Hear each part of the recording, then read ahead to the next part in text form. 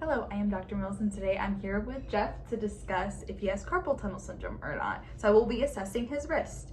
So I will ask him a series of questions to get some history behind him. What do you do for a living? I deliver packages for Amazon. Okay, and how much do you think you lift with packages? About 80 pounds. 80 pounds, okay. And do you often work at a desk too sometimes? Every now and then, yes, ma'am. Okay, does anybody in the family have any wrist issues, problems? My sister actually had carpal tunnel, and my father has arthritis.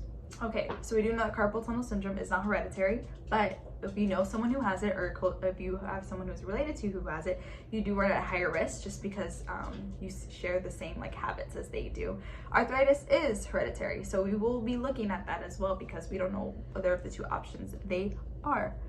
Do you wear any wrist splints or any wrist brace to work when you're lifting? No. Do you wear any of those keyboard protections for your wrist when you're on the keyboard and mouse? Okay, no. And those are things that can actually help you with carpal tunnel and making sure your wrist isn't being bent so many times. Sometimes, does the pain help give you a hard time to go to sleep? Every now and then. Every now and then, okay. So, it can get pretty painful, we know that now.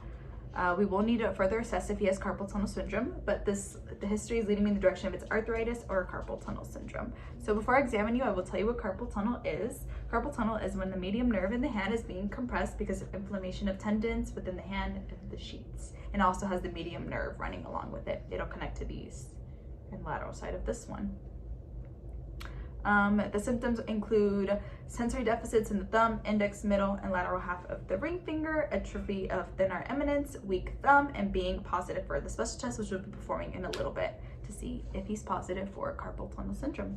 It is the passageway of the palmar side of the hand, which is surrounded by the flexor retiniculum.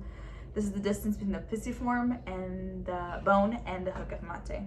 So I will now palpate his hand, which means I'm just going to touch around here to see if there's any pain with it. I will bend his wrist up, so I will flex it. I will also bend it down, so I will extend it. I will also supinate, so I will pull it up. I will pronate, so I'll pull it down. A little pain there, Yes, moving it around. Okay, he does have somewhat of limited range of motion. I know that oftentimes it'll be worse than other times, depending on how much he's working, especially if you're getting that overtime, right? I bet it hurts more then. Okay, so now I will be performing a special test. So I will be performing a Tinel sign test, and this test assesses if he has carpal tunnel syndrome. It is not the best test for it just because it has a specificity of 68%. So it's not the best, but it is something, so we will start with that test. I will tap along the distribution of the medium nerve where it all connects. So I will start here at the end of the palm. I will go over to the wrist. I will keep tap, tap, tap, tap, all the way to his elbow. And that's where the medium nerve will go to, and I will come back. So did you feel any tingling sensation? Just a little bit. Just a little bit, okay. So that test isn't completely the best one just because it's not closer to 100%, but he does have tingling sensation. So we're on the right track for carpal tunnel. The next test I will perform is the Phelan's test. This test has sensitivity of 85% and specificity of 89% of carpal tunnel. So this test is way better than the other one. So I will ask Jeff to hold the dorsal side of his hands together for 1 minute. Just hold it there as best as you can. I know you can't really do it, but do it for 1 minute. Okay, a minute passes. Did you have any tingling sensation with that one as well? Yes. Okay, he did have tingling with that one. And with that one being a better specificity of it, then this is better telling me that he probably does have carpal tunnel syndrome. For further diagnosis and seeing if he really does have it, I did an MRI as well. The MRI showed me, which is accurate and it's reliable kind of test. It wanted to tell us that he probably does have carpal tunnel syndrome because we know that he has symptoms of carpal tunnel, and then based on what he does for a living showed me that too.